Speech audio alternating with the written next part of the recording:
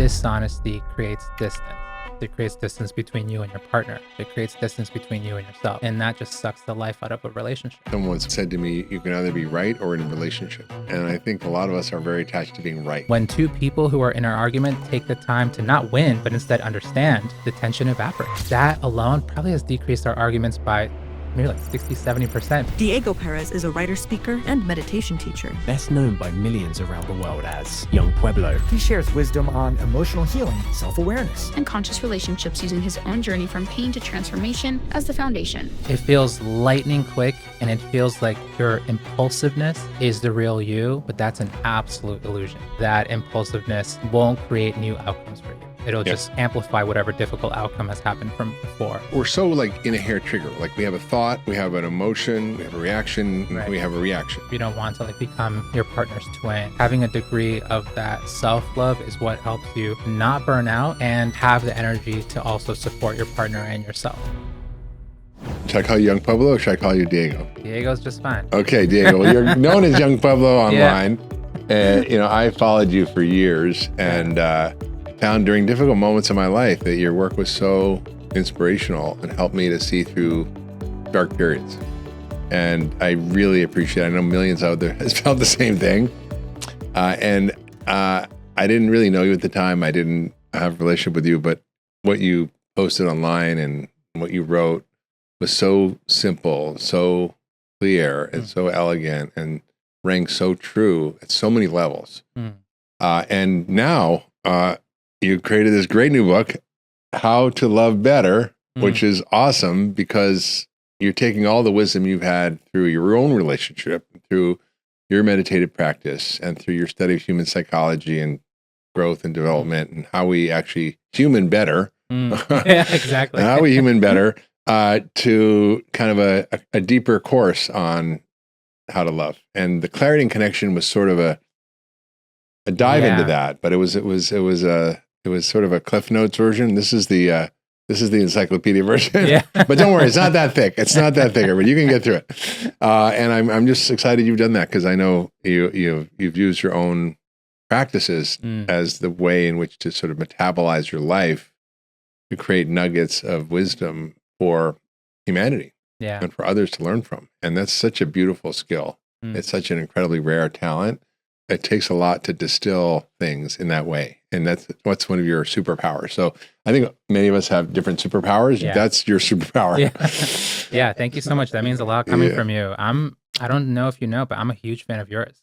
I think you've similarly, you've had a massive impact on my life and my wife's life. You've helped us get healthier, like fundamentally. When I first started writing, I was still breaking a lot of old patterns with like how I'm eating, how I'm treating my body, how I'm exercising, and just balancing all that out. I mean, from your podcast to your books, it's all been so helpful. The Ultra Wellness Center, I could just go on and on. But you've helped us profoundly, and I still have a ways to go with my own health journey, but dude, way better than before. So we're all in a journey. We're all in a journey of our health, of love, of pretty much life. This is a crash course in life. It's that my hope is that I hope I figure it out by the time I die, just in time, And I think kind of a lot of in a way, it's kind of like what meditative practice is. It's like preparation for death. And it's preparation for life. Obviously, it's how to live better. But in some ways, it's a way to navigate your own mind. And a lot of the meditative traditions, and I had the really incredible privilege of knowing some incredible meditation teachers like the 33rd abbot of Menri, who was the Bon teacher of Dzogchen, which is a deep Buddhist meditation tradition. It actually predates Buddhism. He was the Dalai Lama's meditation teacher, and he came from the Bon tradition. And a lot of their work is how do we navigate life, but also how do we navigate this transition that happens as we come closer to the end, and do it in a way that we become free. The whole purpose of life is to get free, right? Is to get free in your soul and your emotional life and your relationships and your work, and to be unencumbered. And that's what sort of I think is so striking about your work, is that that's what it aims to do, is help us get free. Yeah. And in this book, How to Love Better, the implication there is how do you have a better way to love that lets you be free and happy and unencumbered by a lot of the challenges we find in relationships. So maybe you can kind of start off by sort of telling us about how, because we talked about a lot about your past history in the previous podcast. I encourage people go back and listen to that because it was a very good one. We talked about how you got into this work and your meditative practice and where you came from. But I want to sort of explore more around love because a lot of us struggle with love. I certainly have. Was married 3 times, divorced 3 times, married 4th time. This was a keeper.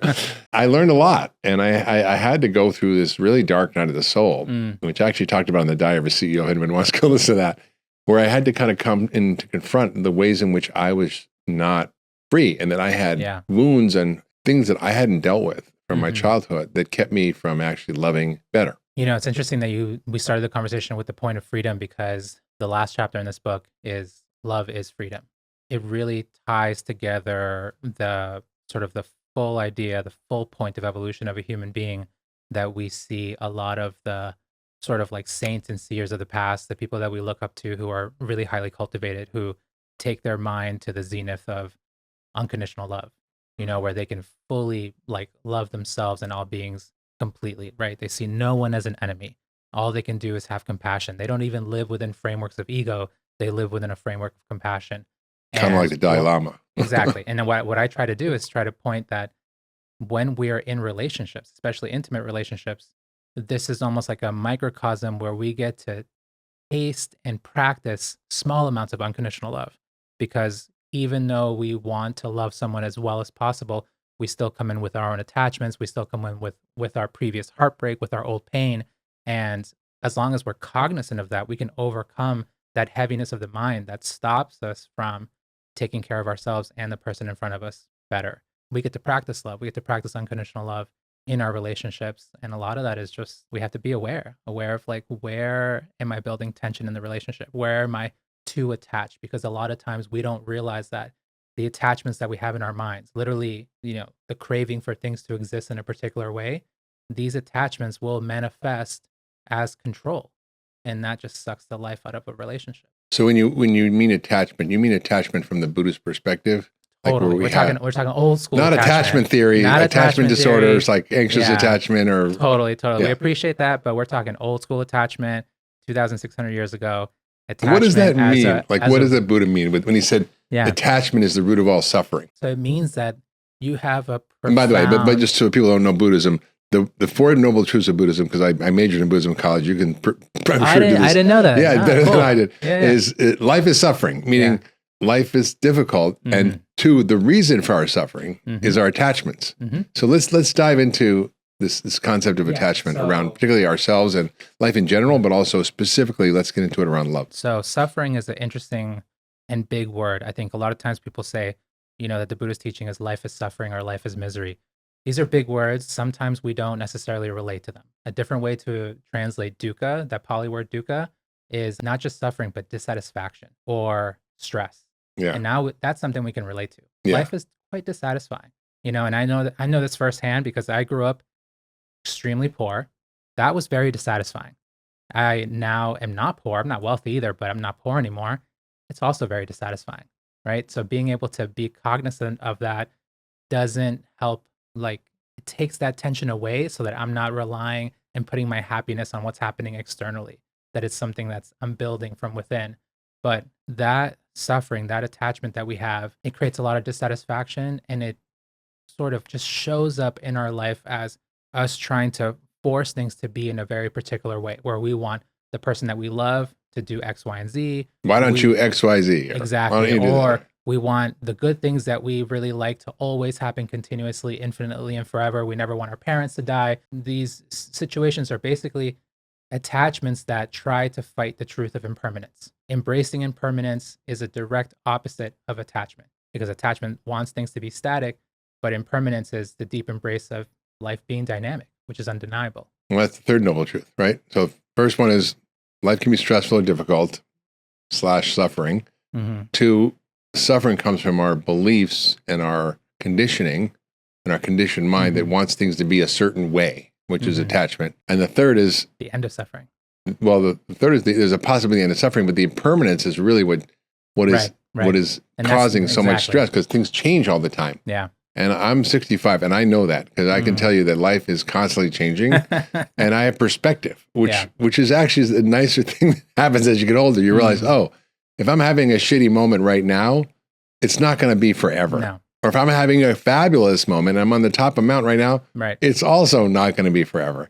And not having your well-being, your happiness, your joy, your ability to be present in life and engage, be conditioned by what and where and who you're with, right? That's kind of getting free. Yeah, and it's just when you deeply embrace that impermanence, it gives you an understanding that there is a dissatisfactory nature to life.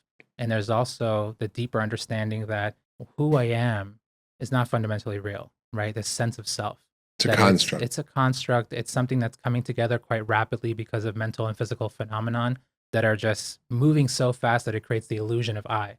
And when you're able to let go of that and let go of the attachment to your opinions, the attachments to your views, it helps you relax those attachments so that you can allow yourself to evolve, allow your preferences to evolve, and it helps support the fact that your partner or those who you're really close to, they're going to evolve too. They're going to change. You have no control over their preferences. Even though the two of you may be highly committed to each other and may be together for decades, you don't have any say over what your partner's hobbies are. You don't really have a say over what shows they're going to like. You don't have a say over the way they want to design their life. I think it's scary to think of freedom as a part of relationships because immediately people think, oh, that means my partner's going to cheat on me and do all these things.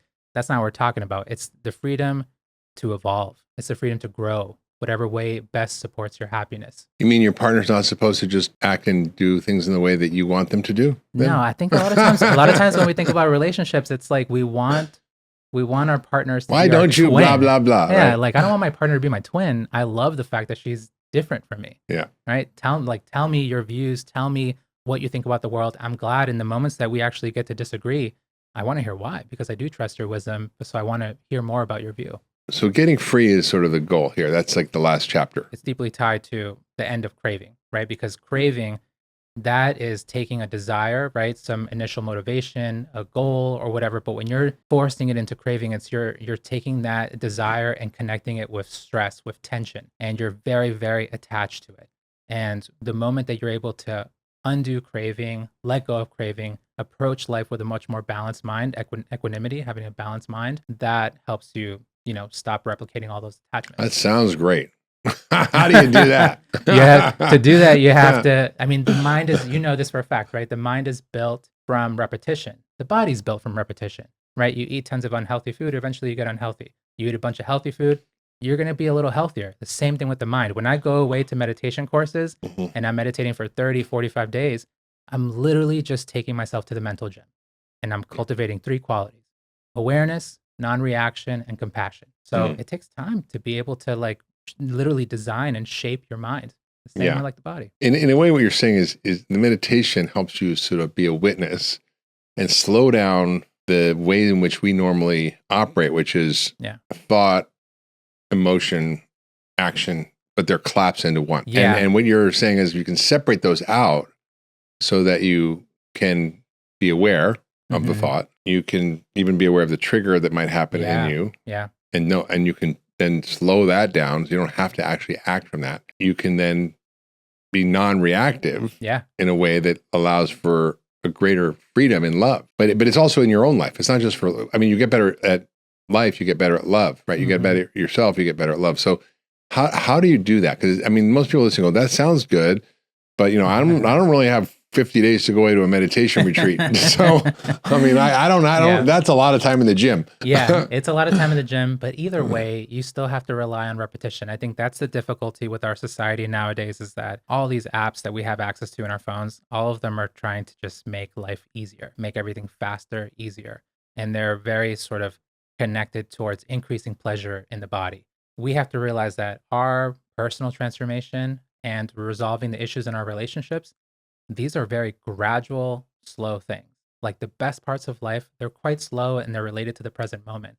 And so it's almost working against the culture that we're given, that we're being fed, and embracing the fact that even if you don't meditate, even if you don't even see a therapist, you can be aware of what you're good at and what you're not good at. I think one thing that became clear even before I started meditating was when I started being with my wife, I realized I'm not good at listening. I need to bring my attention back every time my mind goes off somewhere and I'm thinking about how to respond. Instead, Let me calmly bring my attention back to whatever it is that she's saying. And through that, you can train yourself. And I think when we realize, what are you not good at? You lack patience. Then the next time you have an opportunity to be patient, put a little more effort into it. The way you said there was really important. I want to just sort of double click on it, because when most of us are in a conversation, we're already rehearsing our response. Already. Before that person what is my retort? How? Before that person has actually finished their sentence. Yeah. And what you're saying is you have to pause that if you want to be in relationship. Totally. Otherwise, you're just in relationship to yourself. You're not in relationship with the other person, whether it's a friend or a colleague or your partner or your spouse, your lover, whatever it is. Whomever you're in proximity to, especially if there's someone that you really care about, there are going to be moments of disagreement. The key way to solve arguments is totally related on a specific type of compassion. The compassion to pull yourself out of your perspective and see the perspective of another person. Mm-hmm. That requires deep listening, selfless listening. That requires me making sure that even though I feel heated in this moment, I am going to take the time to listen to how the series of events moved for you to end up feeling this way. Because ultimately, what Thich Nhat Hanh said is fundamentally true. He said, love is understanding. Mm-hmm. So only through listening, clear communication, can I come to a point where I fully understand you. And when two people who are in an argument take the time to not win, but instead understand, the tension evaporates. That's right. That's so powerful. And I think most of us don't even know how to do that. We know how to do math. We know how to work. We know how to read. We know how to do all the stupid stuff we learn in school, which can be helpful. Although I don't really use math that much anymore. I do use reading and writing. But other than that, it's like the fundamental life skills we don't learn about how to be in relationship. And that creates a lot of sort of unhappy people and bad relationships. And understanding requires you to pause your own narrative. It requires you to sort of stop. And that's not easy to do for most people. Like when you're triggered or you're in a conflict or something's come up and you're like, we just got a new dog and I'm very much like, you got to stick to the rules and the dog has to be trained and then you get free. Because when you train like your mind, just like you train your dog, then you can take your dog everywhere. But if it's a brat and you can't take it anywhere, then it's like no fun. Yeah, I just met your dog. And my wife is like, well, dog's a riot. She's like, oh, he's so cute. I'm like, yes, but you still have to correct him and train him. And so I found myself getting very agitated. Yeah. And I wasn't doing what you said. I wasn't really stopping. Like, where's she coming from? What's happening there? And how do I communicate what I want with her in a way that actually she can receive and that she can understand me and I can understand her. So I think that's it's a silly example, but it's fundamental to sort of it's a real human example. Communication. And I'm curious, how do you think people can actually get that skill? Because it's not, we're so like in a hair trigger. Like we literally, we have a thought, we have an emotion, we have a reaction, and we have a reaction. It feels lightning quick and it feels like your impulsiveness is the real you, but that's an absolute illusion. Usually whatever you immediately react with, the initial sort of impulse, normally that will be something survivalist, something defensive. It's something that gives you a sign into what your past looked like. Usually that impulsiveness won't create new outcomes for you. It'll just amplify whatever difficult outcome has happened from before. So I think the key way, no matter what, whether you're training yourself through therapy, whether you're training yourself through meditation, whether you're just building self-awareness at home on your own, it's by intentionally slowing down and telling yourself, okay, I feel the impulsiveness, but I'm not going to make a major decision right now. I can feel how full my perspective is that I can't even see clearly. I need to be able to just take a moment to breathe so that I can see more options than just the red. The breathe is the key thing.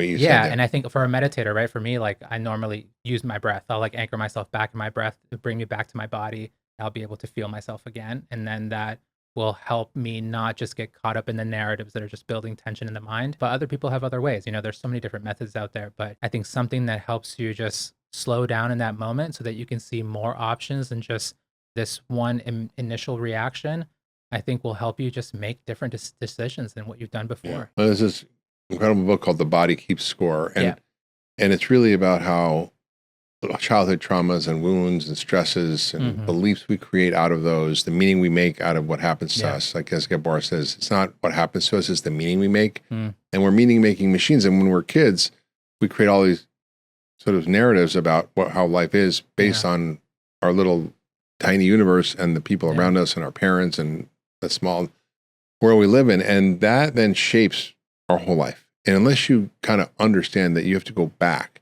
and excavate, I call it soul archaeology. You have to excavate the traumas, the wounds, the beliefs, the ways of being, the automatic kind of triggers, and kind of you're going to stay in it. And whether you're 25 or 65, it doesn't matter. Just because you're older doesn't mean you're wiser, right? And that's really true. And it's absolutely, we're very largely shaped by what happened in our childhood. But I think the Buddhist teaching shows us that it even goes a step further, where it's not just what happened when you were young, but any hard moment, any moment of big reaction, moments when you felt big heartbreak, moments when you felt big loss, moments of intense anger where you were defending yourself when you were like 21 or something, whatever it could be. All of that makes an imprint on the subconscious of your mind. All of that literally shapes your mind, which then shapes your perception, shapes the way you're reacting. So all of it is really sort of being imprinted very heavily.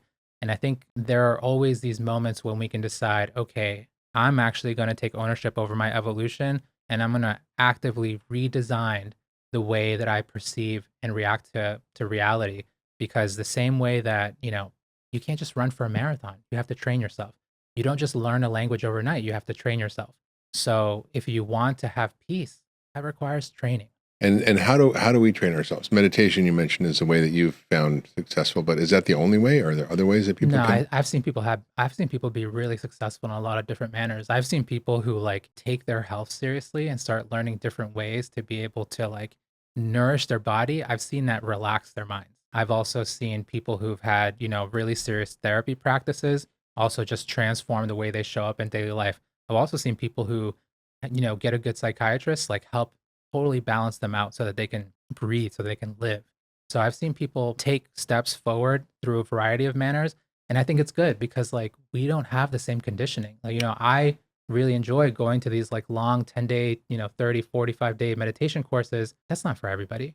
It's hard. If it's for you, fantastic. Makes your knees sore. Yeah. You should see the 70-year-olds in there who've been meditating for 50,000 hours in their life. They start when one of my teachers, he's 76 now. He started meditating when he was 24. He's probably I did a rough calculation for my own, right? I've probably meditated 12,000, 13,000 hours. This guy's definitely meditated over 50,000 hours. His mind, he's a weapon. Knees are still good, but you should see how peaceful he is and how sharp his mind is. Incredibly sharp at 76, and he's just such a peaceful leader. So I have a lot to learn. So if people are wondering and listening, this sounds good. And in this beautiful book, How to Love Better, is sort of a roadmap to kind of thinking about these things. What are some of the ways in which people can actually sort of stop to kind of this sort of powerful, impulsive narrative that comes up when you're under a stress or in a relationship where things are in conflict? You have to kind of pause. You have to break it down. You have to take it in steps. And it's not easy for people. No, it's very challenging. And I think whether you're starting a relationship or whether you're in a long-term relationship, there's still these three qualities that are always really ever important. So that's the first quality is kindness. Usually when you're in proximity to somebody, whether it's a roommate, your family or your partner, whoever's closest to you, they're going to see the best of you and they're going to see the worst of you. I think a lot of times sometimes because of the vulnerability, it's amazing that people get to see all sides of us, but we forget the sweetness after a while. We forget to bring in that gentleness and that kindness. So that element is really critical whenever there's good moments or tough moments. The other side of it is what I would talk about. So if you've been in a relationship for a day or a year or 10 or 50 years, kindness. It always matters. Gentleness, kindness always matters. The same thing with compassion, like what I mentioned before, the specific type of compassion where you're seeing outside of your own perspective. The way to solve any argument is to not just dwell in your own perspective. Because if you create a situation where arguments arise and you just want to win, you want to dominate, that means the other person has to yield. And if someone's yielding, there's going to be the buildup of resentment. So it's much better to switch the framework from trying to win to trying to understand. And the last element is really growth. When you come into a relationship, you have to understand that you're coming in with some past pain. Nobody has, walked through life without trauma. We all have, and whether you call it trauma or not, you felt some type of pain, some type of hurt. That shapes your mind. So being aware that that will affect your patterns and how you show up in a relationship, that calls you in to be able to embrace your growth so that you can undo those heavy patterns and you can build new ones that are actually much more supportive of your own happiness and your partner's. Yeah, I mean, there's a lot in there. I mean, I think that the part about understanding is really important. And I think I want to double click on that because it's about curiosity. Yeah. And remembering that your partner is not your enemy. Right. Like you got to remind yourself. Sometimes it feels like sometimes that, it feels like it's like, I'm in danger. Like, but you're not. You're okay. Like, even if you lose the argument, even if you have to apologize, you're all good. Remind yourself that this person is one of the dopest people in your life. They're amazing. Yeah. I mean, I think you're right. It's curiosity, which is about really understanding. Mm-hmm. And also vulnerability on the other side, being able to willing to really share from not a place of point your finger, but from like what you're really feeling. I'm scared. And we didn't know this, right? When we got into the relationship, so my wife and I got together super young. You know, she was 18 and I was 19. I would say the first 6 years of our relationship were a giant blame game. Like it was whenever I would feel tension in my mind would try to figure out why it's her fault. And she would do the same to me. And we would just go back and forth, constantly trying to win, both of us losing all the time until we started meditating and building. Like when we went into meditating because we wanted to work on ourselves as individuals. So I went to meditating because I wanted to save myself. Like I had so much sadness, so much anxiety that my mind just felt like it was like 1,000 tons, right? It just felt so heavy all the time. I was shocked that I went into meditating to save myself. I started building these qualities, patience, understanding, listening to myself better, accepting myself. And then I come out of the meditation retreat and I turn to my wife and I'm realizing, oh, these are the same qualities I need to bring into my relationship. They're not just for me. There's a total bridge there where I'm building them. They're helping me, these qualities, but they're absolutely useful in the moments where we're having trouble. It reminds me that almost the two schools of Buddhism. One is, they call it Theravada Buddhism or Hinayana, which is kind of a pejorative term, means lesser vehicle. Yeah. Or Mahayana, which is greater vehicle. But the first one is, a lot in Southeast Asia, it's all about self-realization. Whereas the Buddhist tradition of Tibetan Buddhism and some Chinese Buddhism is this tradition of compassion. Yeah. That's the Dalai Lama, right? Right. May all others be free before I am. Yeah. And I can help them. And then if you even get to the gates of enlightenment, you got to turn back. Yeah. Because you got to help everybody else. Yeah. Right? But, that's the Bodhisattva path. And so it's like you actually realize that salvation comes in that practice of being willing to be curious and compassionate and kind and loving for another, right? That's totally. They're sort of an element. Well, that's what Buddhism is, just loving kindness. They're deeply, deeply interrelated. Like even in both, the Theravada and the Mahayana tradition, like service is incredibly important. Like we have to be able to help others, because if you're doing the opposite and you're just being selfish, then you're just pushing your freedom further and further away. And it's really interesting. I was on a pilgrimage in India and I went to go see all the major sites of the Buddhist life. And the person who was leading the group, he was telling us he's friends with all these different monks from all different traditions. And he was telling us about a Vajrayana monk and was talking about how, people will take the Bodhisattva path and they'll take those vows where they want to help others be free.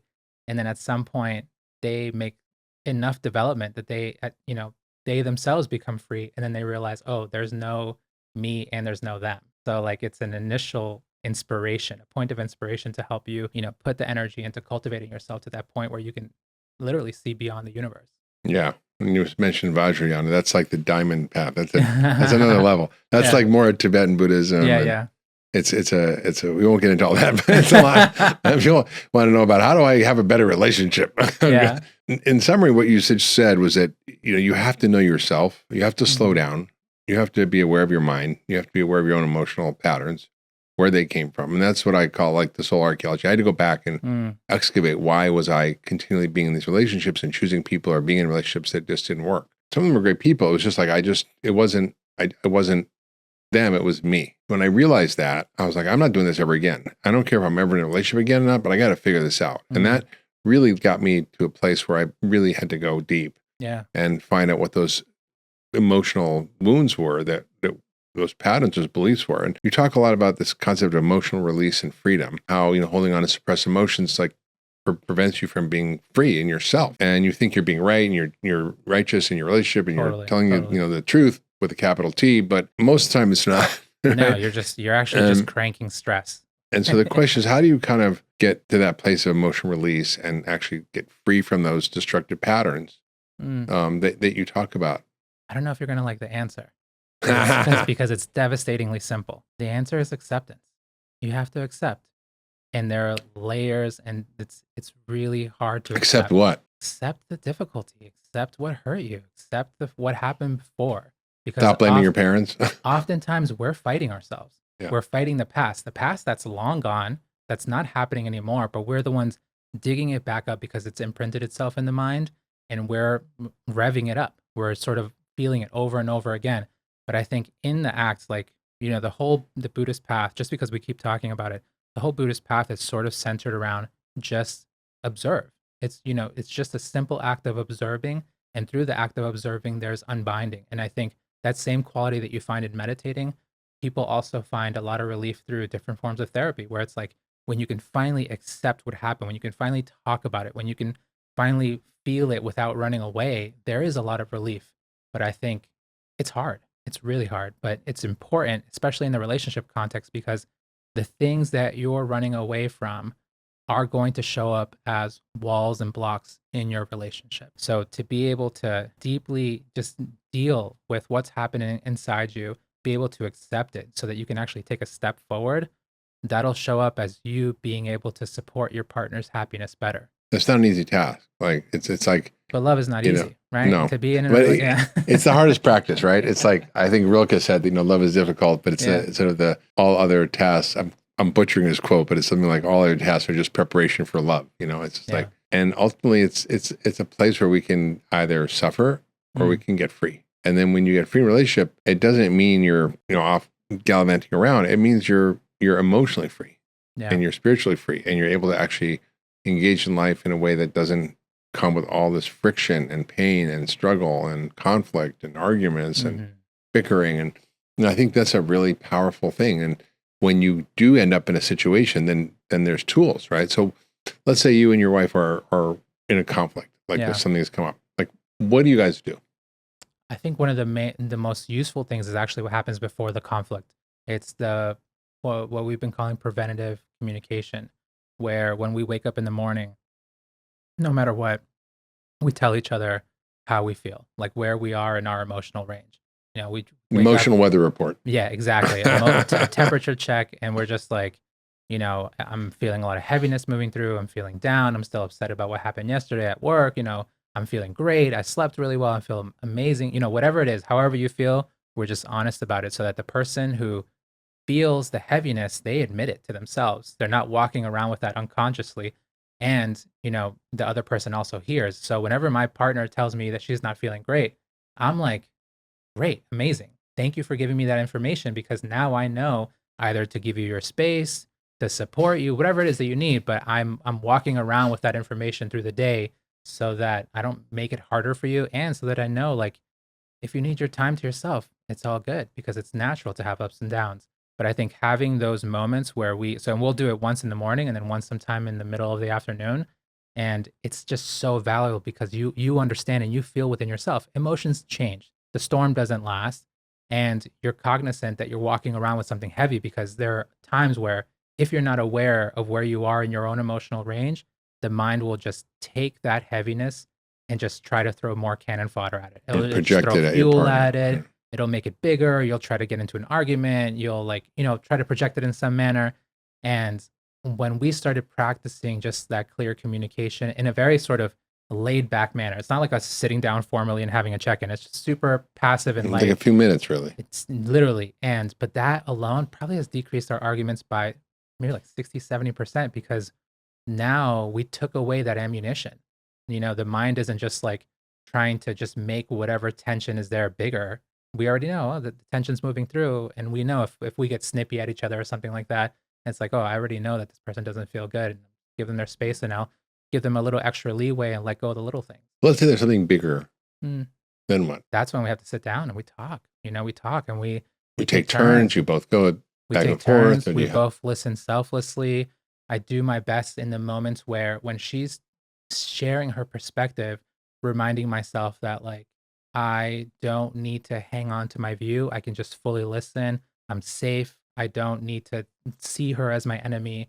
And in the act of that, going back and forth, both people giving each other that ability to listen selflessly over time, even if it's like, 20 minutes, an hour, we figure out, oh, there is a bridge here between us. Like I'm seeing what happened to you. And when we could both see each other, it does ultimately melt away. And still there are times where like, one of us has to apologize and all that. But what we found pretty consistently, even if I said something to her, usually the person who feels aggrieved also throws some fire onto it as well and makes the argument even bigger. So oftentimes, like both of us end up apologizing in some way because both of us, owned up to some mistake. Yeah, I find like curiosity one of the most powerful tools. Like if your partner is upset or they're angry about something or they're mad at whatever's going on, and you're like, Yeah. I don't deserve that, and they're wrong, and whatever. You can have whatever narrative.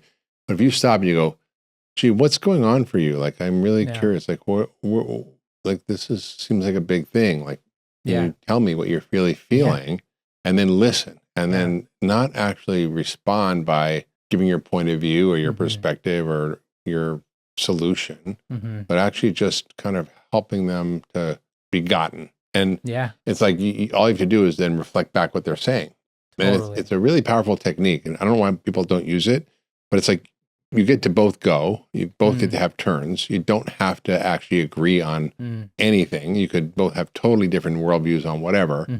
But at the end of the day, you've actually come to start with your premise of understanding, of curiosity, of seeking to understand rather than being understood. And in that process, you actually free the other person to kind of relax and not feel, because often we're in our amygdala, right, which is our primitive reptile brain when we get into these situations with our partners. It's like, how do you get out of that? Well, you get out of that by feeling safe, by feeling you're in a safe environment, a safe space with someone who cares about you and loves you, is curious about you, wants to know how you're feeling, doesn't want to challenge you, make you wrong. Because even if you think they're wrong, like I got with my wife, she's like, she really doesn't like rules. And so I get why she's struggling with the dog.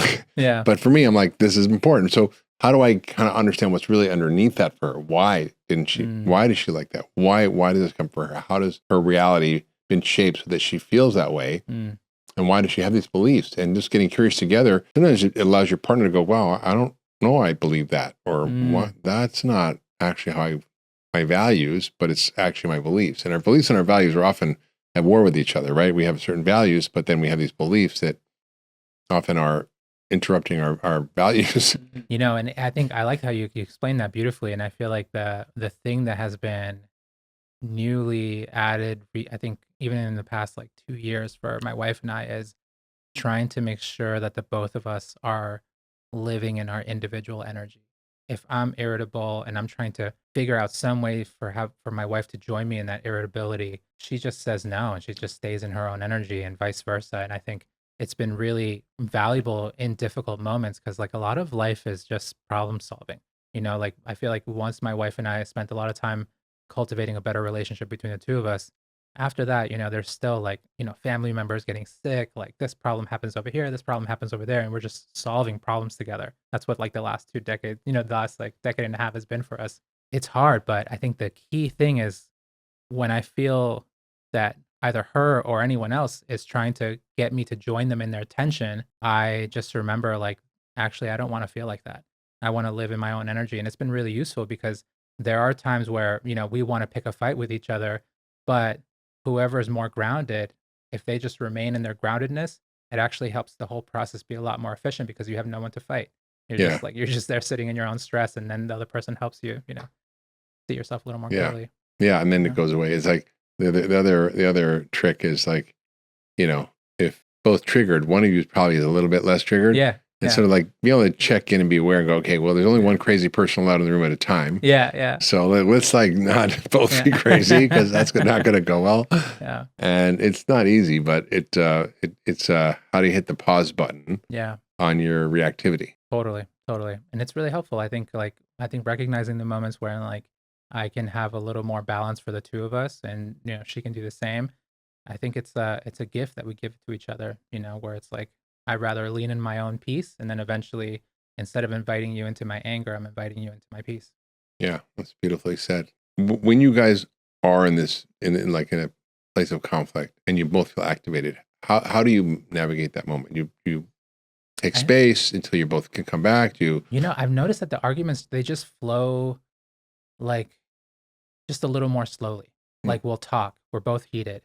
And then in the middle of talking, there's little bits of pausing where we're still both sitting in our chairs, still both, riddling with tension in the body, but we're being a little more measured about, am I trying to resolve the argument or am I trying to make it bigger? Mm-hmm. And that's something that, when we were in our 20s, it was just like make the argument bigger and bigger and bigger. And now we just let the argument take the time that it needs. And if we need to talk about it another day or, hours later, fine, let's cool off. But now it's usually just, it doesn't all need to be resolved in this immediate moment. Because especially if we both can't see clearly, then we're not going to do that well. Take a break. Yeah. Someone once said to me, you can either be right or in a relationship. And I think a lot of us are very attached to being right. How do we give up this incredible desire to be right, which is connected to the illusion of I that you referred to earlier? Totally. This kind of false illusion. I want you to kind of dive a little bit more into this whole idea, this illusion of I, and how we give up this sort of identity where we have to be in our ego and be right. I think one of the key things is that you have to work with the universe instead of against it. Our universe is one of motion. Our universe is one of impermanence. That means that the whole universe is this giant river that's just flowing and rushing forward. And if we try to stay static, if we try to stay attached, then that river is just going to knock us down. Life is going to be very difficult. But when we embrace change, that means that we're also embracing the own fluctuation of our identity. Who I was 10 years ago is long gone. Who I am right now is also it's in transition. And ultimately, who you think you are, like, it's going to be gone. It's going to disappear, either through evolution or through your own death. But when you're embracing your growth, you're just not going to stay the same. And I think that's the same thing for relationships. Yeah. Who we are, like who my wife was even 2 years ago. I mean, we had this beautiful argument that highlighted it the other day, right? Where my wife 2 years ago, she was exhausted from all the travel. She also works as my manager, and she has been, critical part of the business and with everything. But we were traveling so much for work that she was exhausted. She felt like it was affecting her health. And I was like, cool. I was like, I don't want you to get hurt. I was like, definitely, I can do more trips on my own, do speaking events on my own and all that stuff. And so I ended up changing a little bit of the way that I would talk about things. So I'd be like, oh, I have to go to Boston. And then I said that the other day, and she was like, oh, what about me? Like, I can't come. And I was like, I changed the language for you because 2 years ago you were like, we're traveling way too much. And I started changing the way, I have to go to Austin because I don't want you to feel obligated to come because I know that makes you unhealthy. And I changed my language because of what you asked me to do. It was a nice moment because two things. It showed us that it's valuable to ask, like, how do you like your happiness to be supported? Yeah. It's not going to be the same thing it was 2 years ago. And also, in that moment, like I felt her tension because she felt like legitimately left out. And I was like, oh no, I actually did this because of you. And then it just like helped the realization that like, oh, I totally want her around me. It was a nice moment where, it reminds me like what she wanted as support 2 years ago isn't necessarily valid. Like I need to check in and make sure that in terms of like our actions, our language and whatnot, that I'm actually being supportive.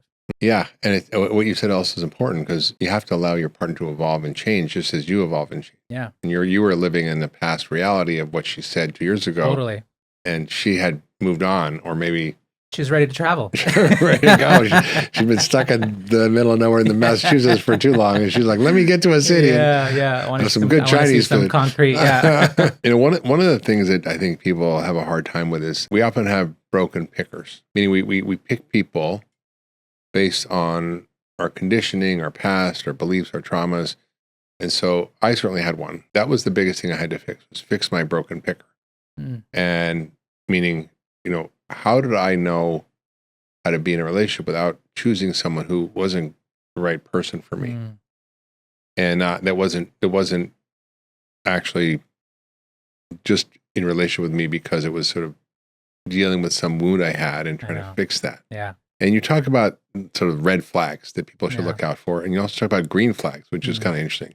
So can you kind of break that down? What are the red flags and the biggest red flags people have, and what are the green flags? I think one of the biggest red flags is a lack of humility. When someone has a lack of humility in terms of like they think they know everything, they think all their opinions are right, that means that they also carry a very static sense of identity. If that static sense of identity is there, that means that they're a highly attached person.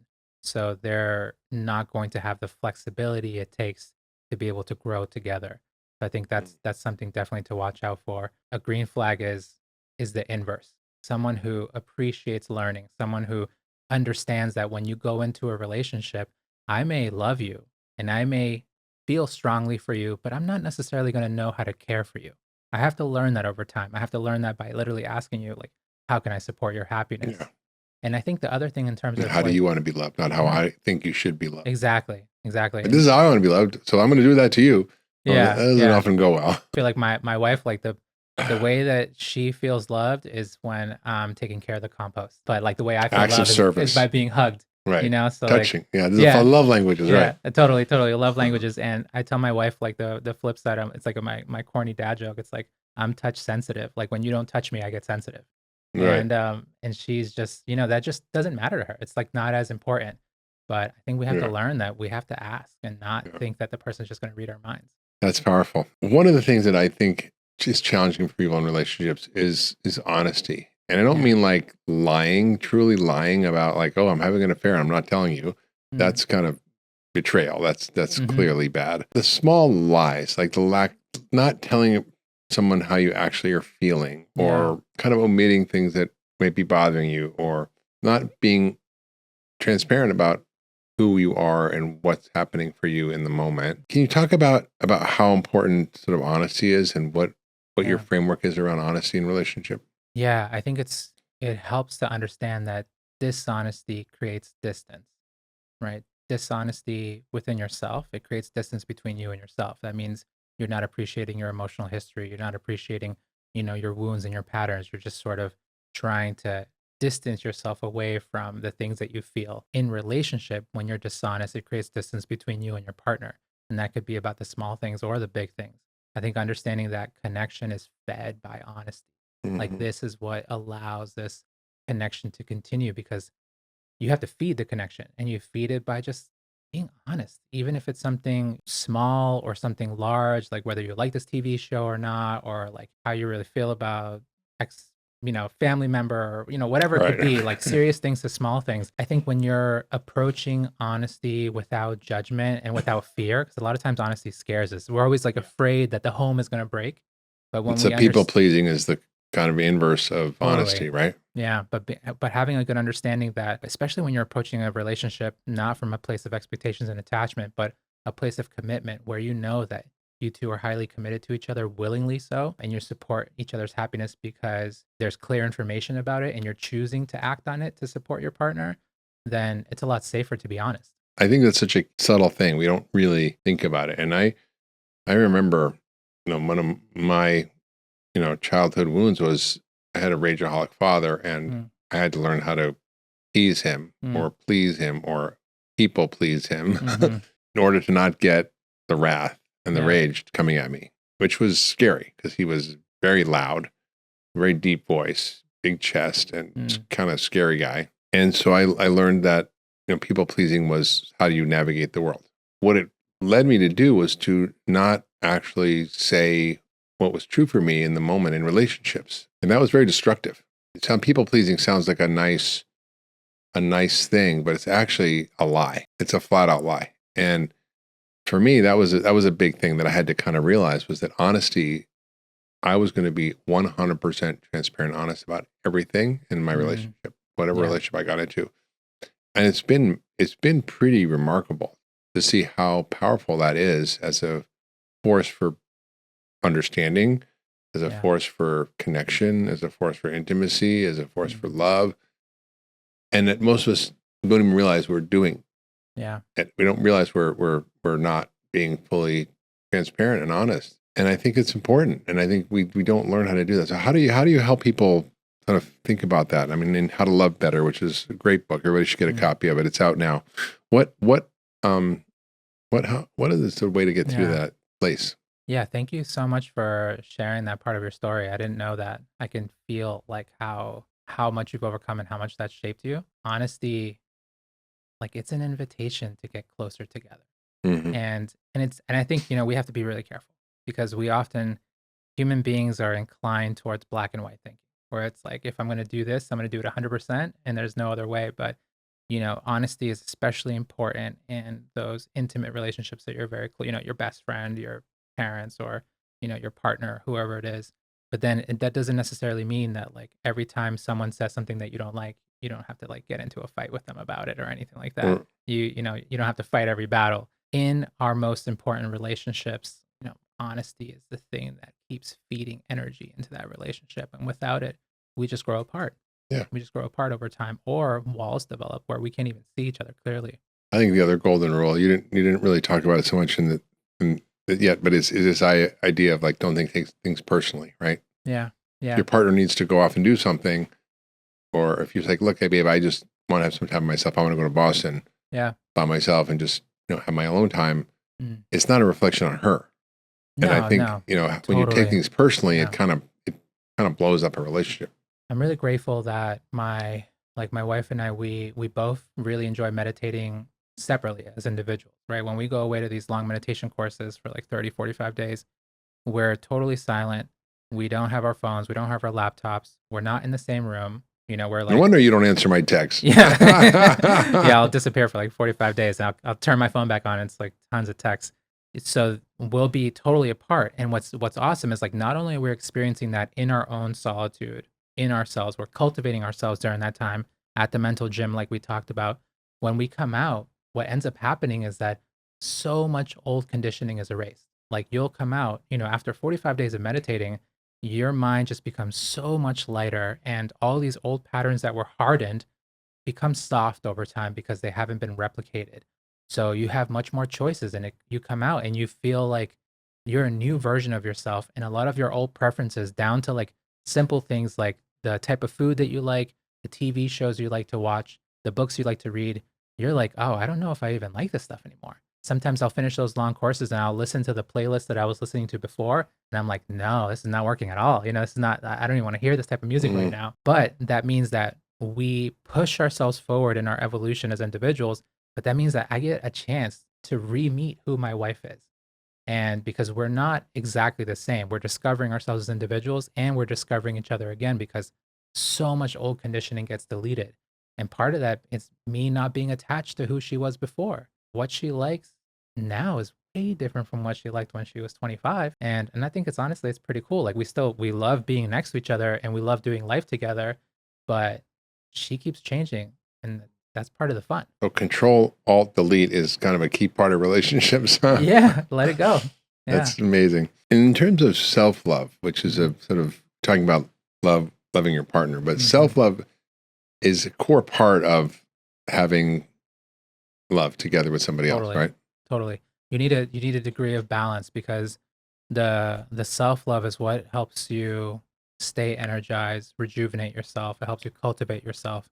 And you don't want to like get lost in a relationship. You don't want to like become your partner's twin. I think having a degree of that self-love is what ultimately helps you not burn out and have the energy to also support your partner and yourself. Because like if you just make your whole life about this one person, giving, you're eventually going to either burn out or get really, really resentful.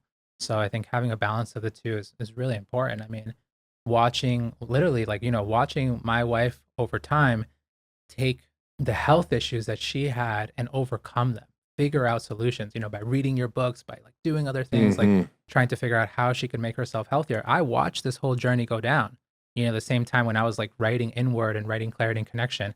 And as I saw her get more and more serious about her health, I was like, dang, I should do something too. Like I should really put some more energy into it. But that was her own journey. And I think it was, I ended up being inspired by it too. So I was a little slower, but. So how do we elevate each other? Yeah. Right. Yeah. Rather than take each other down. Right. Yeah, absolutely. And I think that's what we're here to do. We're here to inspire each other. I think relationships are a long road. It's difficult to be in front of that mirror all the time, because you get to see in your relationship like what you're good at and what you're not good at. It's very evident. And then you have an opportunity. Like, do you choose to accept the challenge? Do you choose to accept the fact that, relationships aren't easy? Like literally befriending the challenge of relationships is what helps you have a long-term relationship, especially if your partner is not like abusive and they're a good person and they want to be their best as well. You still have to accept the challenge of relationships because it's just not going to be easy all the time. Well, yeah, it isn't. And I think one of the things that quote tricks that helped me is to help. And I said this right up in the beginning of our relationship with my wife. I said, there's you, there's me, and there's us. Yep. It's a third entity. Yeah.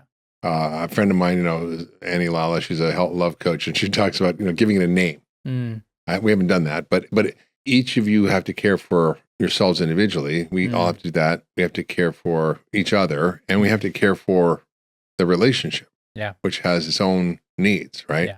And I think we often lose focus of that. It's like me, I, you, instead of this other place where we can kind of anchor ourselves as a sort of a North Star to serve. Yeah. And I think that's a powerful framing for a relationship. It's really helped me a lot. Yeah, it's helpful too because like sometimes we get bogged down in the mundaneness of life where it's like, we're just focusing on like doing our taxes together, paying the bills, getting the kids to school, like, solving one problem after another. And we forget to talk about, what do you think about this universe? Like, tell me more of your views. Like what's the meaning of life? What have you been thinking about? Like sort of bringing that earlier energy and that curiosity and keeping that like flame alit. So, because your partner is like a whole universe in and of themselves.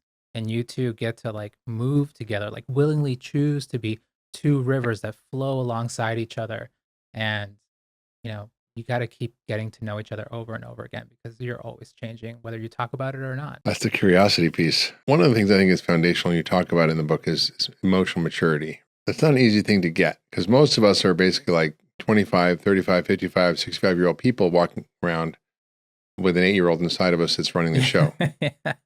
And so developing that maturity is not something we learn or trained in, that we have any cultural or educational frameworks for. And yet it's like the most fundamental thing to actually being happy is actually becoming an adult. A lot of us stay anchored in our past because of wounds of childhood, or just because like we want to be that 20-year-old who did whatever they wanted. And it's not, it's a really a challenging thing. And or to actually have a relationship with someone that is going to work, you have to have two emotionally mature people. Yeah.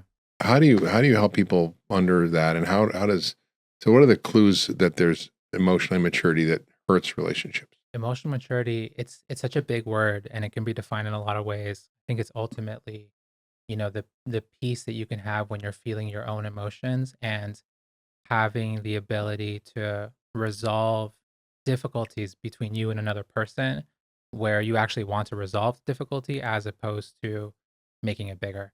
And I think emotional maturity is actually like a large set of skills. It's not like one thing, but it's a word that shows that you can listen, that you can let go, that you have self-awareness, that you can see other perspectives outside of your own, that you have, a compassionate framework as opposed to an egoic one. And it's a lot of these things coming together so that you can handle down moments without just leaving. Because I think that's one thing that our culture has almost like insidiously, like the way media has affected our, our minds, where we see like a lot of romantic comedies, and what you see in a romantic comedy is normally two people meet, they resolve one problem together, one issue, and then they're happily ever after. You never see the part that happens after. But what happens after is constant ups and downs. And you're in a situation that isn't quite as healthy if you're just moving from one down moment to another down moment to another down moment. Then you have to really reassess, like, is this the right place for me? Should I be in this relationship? But having ups and downs, very normal. You can still very much so be in a healthy relationship. Yeah, it's key. It's so key. And I think it's a constant work. I wonder if some people thinking in listening to this are thinking that, well, this sounds great, but this is a lot of navel gazing. And how does this help the world and all the problems we're having in the world? And and I think this is fundamental because in order to actually, and we saw society is built in the home. Yeah. We saw this in the 60s. Everybody's out to like change the world and fix it, but no one had dealt with their shit. And there was a lot of really dysfunctional communes and dysfunctional things that were just when you don't deal with your shit, you end up recreating the thing that you were fighting against. Yeah. Like fundamental. You look at history over and over and over again. That's what happens. Like groups of people, they come together around particular values that are very good values.